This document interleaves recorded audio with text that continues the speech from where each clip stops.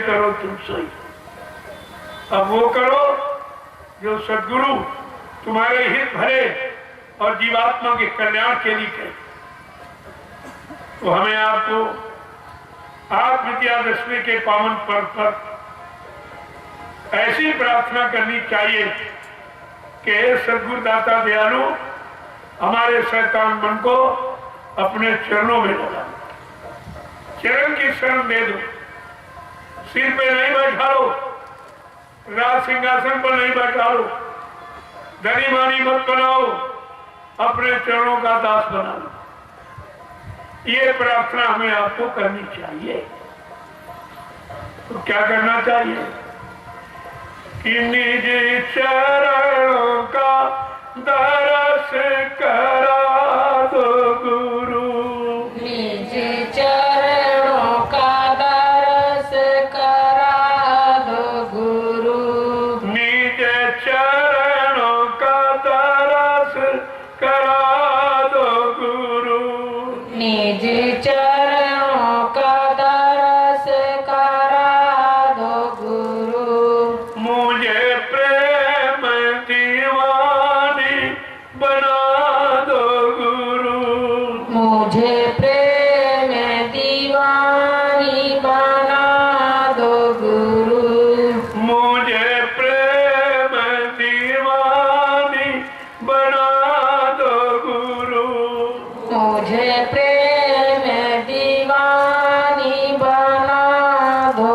गुरु, जगत जाल से दूर हटा कर, जगत जाल से दूर हटा कर, मुझे शीश में रूप दिखा दो गुरु, मुझे शीश में रूप दिखा दो गुरु, निज चरणों का दरस करा दो गुरु, निज चरणों का दरस करा दो गुरु, मुझे प्रेम दीवानी बना दो गुरु, मुझे प्रेम दीवानी बना दो गुरु, कुल कुटुंब से दूर हटा कर, कुल कुटुंब से दूर हटा कर, मुझे सहस कमल दिखला दो गुरु, मुझे सहस कमल दिखला दो गुरु, निज चरणों का दरस करा दो गुरु, चरणों का दरस करा दो गुरु, मुझे प्रेम दीवानी बना दो गुरु, मुझे प्रेम दीवानी बना दो गुरु, घंटा शंख सुना कर मुझको, घंटा शंख सुना कर मुझको, वो समझा के क्या कह रहे हैं, यहाँ सब हिंदुस्तान में घंटा शंख बज रहा है, लेकिन किसी से पूछो क्यों बज रहा है, ये किसकी आवाज है जो आपको सुनाई जा रही, तो ये किसी को नहीं मालूम। संतों के सिवा ये राज किसी को नहीं मालूम है कि आवाज यहाँ पर क्यों सुनाई जा रही है। ये घंटा शंख निरंजन भगवान की आवाज, जहाँ बैठे हो ये देश काल माया का है, इन्हीं को निरंजन कहते हैं। कहा इनके घर में घंटा शंख की आवाज बजाकर आपको नित्य जगाया जा रहा, इस घर से चलो निकलो, तुम्हारा यहाँ घर नहीं है, तुम अपने घर की तरफ चलो, इसलिए घंटा शंख बजा के आवाज आपको लगा के जगाया जा रहा, लेकिन तुम सोते ही नहीं, क्योंकि कोई इसका अर्थ नहीं बता रहा। घंटा शंख का मतलब क्या कह रहे हैं कि घंटा शंख सुना कर मुझको, घंटा शंख सुना कर मुझको, त्रिकुटी धाम बता दो गुरु, त्रिकुटी धाम बता दो गुरु, निज चरणों का दर्श करा दो गुरु, निज चरणों का दर्श करा दो गुरु। कहते हैं घंटा शंख की आवाज से जगाओ, और जगा करके ये है तृप्तियां। जहां तुम बेंदी लगाती हो, पुरुष चंदन लगाता है, ये तृप्ति द्वार, ये है दरवाजा। यहाँ पर बैठ करके अपने घर की तरफ आप चलने की तैयारी करो, उधर की तरफ। इधर तो काल माया का, इसमें तो फंसे पड़े हो, इसी से निकलकर उधर अपने घर की तरफ चलना। क्या कह रहे हैं कि गगन शिखर का दर्श करा कर, गगन शिखर का दर्श करा कर, गगन शिखर का दर्श करा कर, गगन शिखर का दर्श करा कर, मुझे दसवां द्वार रखा दो गुरु, मुझे दसवां द्वार लखा दो गुरु, निज चरणों का दर्श करा दो गुरु, निज चरणों का दर्श करा दो गुरु, मान सरोवर करम धुला कर, मान सरोवर करम धुला कर, मान सरोवर करम धुला कर, मान सरोवर करम धुला कर, मुझे हंस स्वरूप बना दो गुरु, मुझे हंस रूप बना दो गुरु, निज चरणों का दर्श करा दो गुरु, निज चरणों का दर्श करा दो गुरु, महाशून्य है भंवर गुफा में, महाशून्य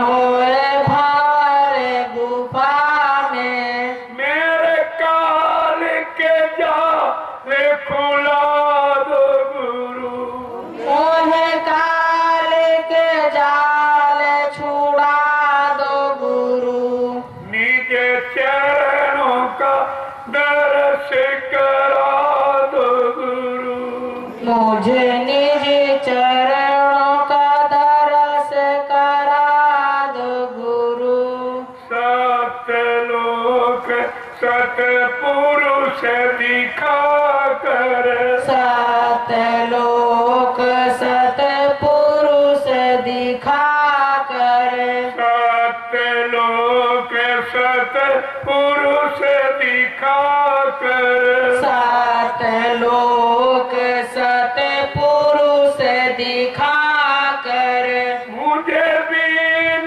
की तान सुना दो गुरु, मुझे बीन की तान सुना दो गुरु, निज चरणों का दर्श करा दो गुरु, मुझे निज चरणों का दर्श करा दो गुरु, अलख अगम का भेद बता कर, अलख अगम का भेद बता कर, अलख अगम का भेद बता कर, अलख अगम का भेद बता कर, मुझे स्वामी गोद बिठा दो गुरु।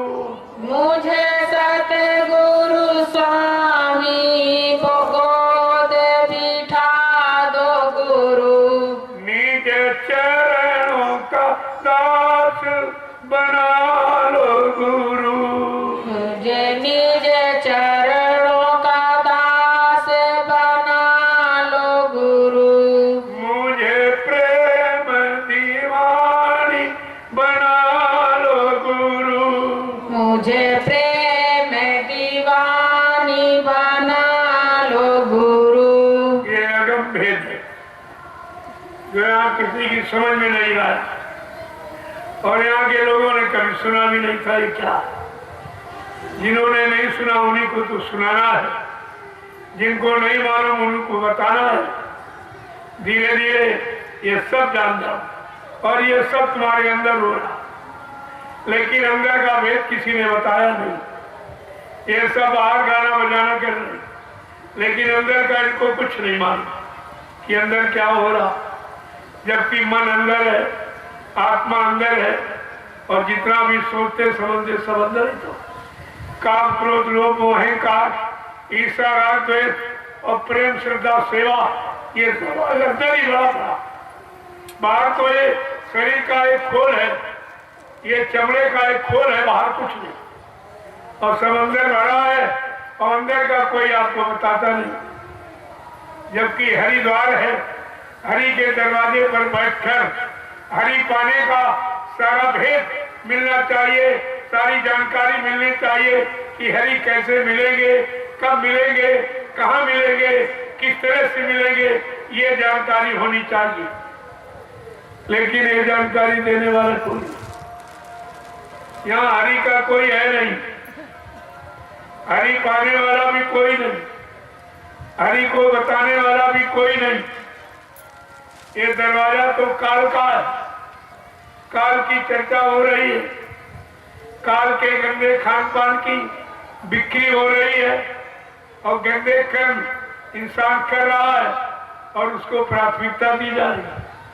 तो हरिद्वार का आ रहा कि हरि के दरवाजे में बैठकर यही होता है जो यहाँ हो रहा है, क्या हरि के दरवाजे पर बैठकर यही होता, या यही करना चाहिए कि हरि का अपमान कर रहे हो कि सम्मान कर रहे? इतना भी आप नहीं समझ पाए हो। अरे किसी के दरवाजे पर वैसे आप मुर्गा काट दो, मछली काट दो, या कोई मांस का टुकड़ा फेंक दो, तो लोग कहते हैं हमारे दरवाजे को गंदा कहते हैं, हमारे दरवाजे पर गंदगी क्यों फैला दी, झगड़ा होता है। और यहाँ हरिद्वार में और सब यही कर, सब इस दरवाजे को गंदा करने में लगे, और वो इतने यानी उसमें लवलीन हो गए कि मतलब बात भी नहीं, वो बात भी उनकी सुनने नहीं है। एक तो जानते नहीं है, अगर सच्ची अच्छी बात कहो तो मानते नहीं। ये तो बीमारी में और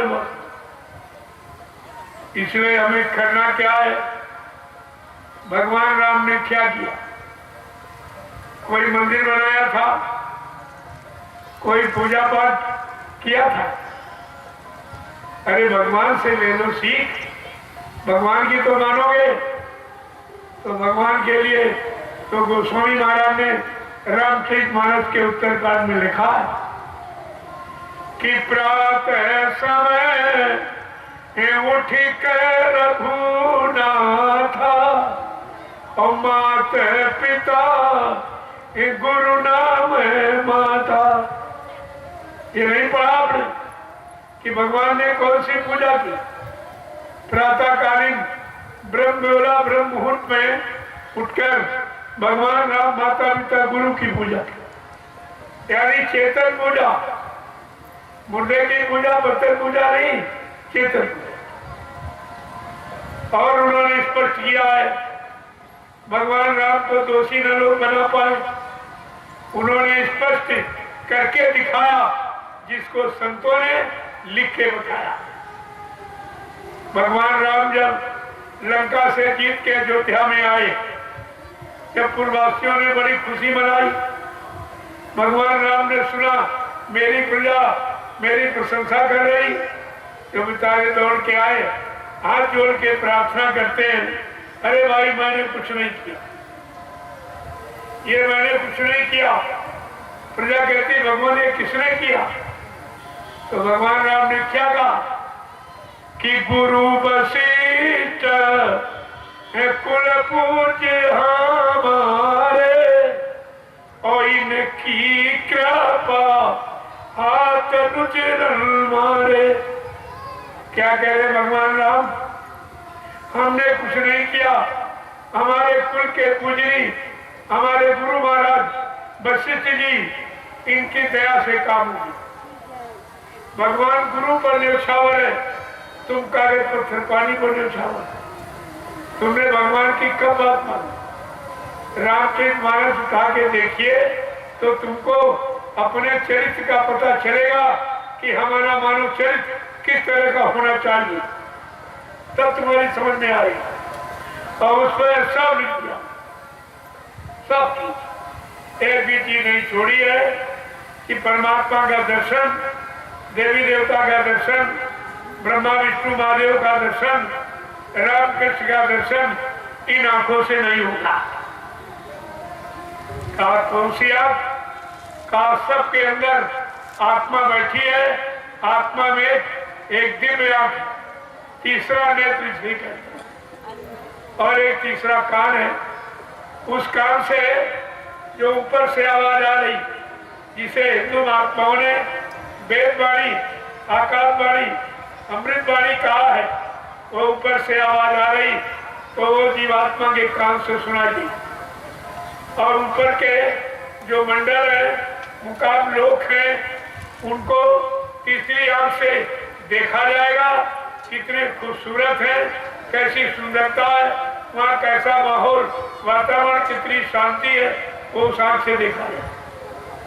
और आंख कान हमारे आपके पास भी, तो कहते हैं कि आंख कान खोलेगा तो अगर तुम्हारे शरीर की दो आंख कान खराब हो जाए तो आप डॉक्टर वैद्य हकीम की तलाश करते हो, भाई कोई मिल जाए हमारा आंख कान ठीक कर दे। अगर जानकार मिल जाए, मिल जाएगा, और उससे तुम्हें जानकारी मिल गई और उसने औषधि दे दी, जड़ी बूटी आपका काम हो गया। लेकिन जीवात्मा का आंख कान जो मुद्दतों से बंद, जब से मृत्यु रूप में आई तब से उसका आंख कान बंद है। क्या कभी आपने उस आंख को खोलने का या खुलवाने का प्रयास किया है? कोई वैद्य डॉक्टर की तलाश की है तो हमें मालूम नहीं उसका जानकार कौन। तो गोस्वामी जी महाराज ने रामचरित मानस के उत्तरकांड में वो सब लिख के बता दिया। क्या लिखा है कि सत्य गुरु में दे वचन विश्वासा, और सही मुझे नाम से की आशा। कितना साफ साफ तुम्हारे घर में लिखा पड़ा कि जब सदगुरु रूपी बैठ मिल जाएगी, उनके बाद तुम्हारी जीवात्मा के आंख कान खोलने की दवा है, औषधि है, जड़ी बूटी है, आपको दे देंगे नाम की। वो नाम की बूटी आपको दे देंगे और फायदा कब करेगी? संयम ये न विषय की आशा। परहेज आपको क्या करना है? विषय वासनाओं की इच्छा न रखो, तो वो सदगुरु तुम्हारी जीवात्मा का आंख कान खोल दे, और उससे तुम यानी देवी देवताओं का, ब्रह्मा विष्णु महादेव का, राम कृष्ण का, ब्रह्म महाकाल, सतगुरु सबका दर्शन करो। सबका दर्शन अपने यहाँ से निकल कर ऊपर की तरफ, नीचे तो काल माया का देश, ऊपर ये सारे देश, सारे मंडल मुकाम है। सबसे पहले देवलोक है जहाँ पे देवी देवता बैठे, यहाँ नहीं वहां बैठे। उसी देवलोक का इशारा संत महापुरुषों ने किया। शरीर तो वहां जाएगा नहीं, जीवात्मा तुम्हारी जाएगी। अगर जीवात्मा का आंख कान संत सदगुरु की दया से आपने खोल लिया या खुलवा लिया, तो फिर तुम चल करके पहले देवी देवताओं का दर्शन देवलोक में करो। इसके बाद तुम ब्रह्मा के लोक में ब्रह्मा जी का दर्शन करोगे। ब्रह्मलोक में जब आप विष्णु लोक पहुंचोगे, विष्णु भगवान का दर्शन करोगे। जब शिव लोक में पहुंचो तो शंकर भगवान का दर्शन करो। साकेत लोक में जब तुम्हारी जीवात्मा पहुंचेगी तो भगवान राम का दर्शन करेगी। और गोलोक में जब तुम्हारी जीवात्मा पहुंचेगी तो कृष्ण भगवान का दर्शन। ये सबका दर्शन ऊपर, लेकिन इन आंखों से कुछ। ये आंखें संसार के भोग सामान देखने को मिली और वो देखकर तुम फंस गए हो और सुन के भर गए हो। लिहाजा ये आंख ने तुमको फंसा दिया। निकालने का काम तो तीसरी आंख करना करी।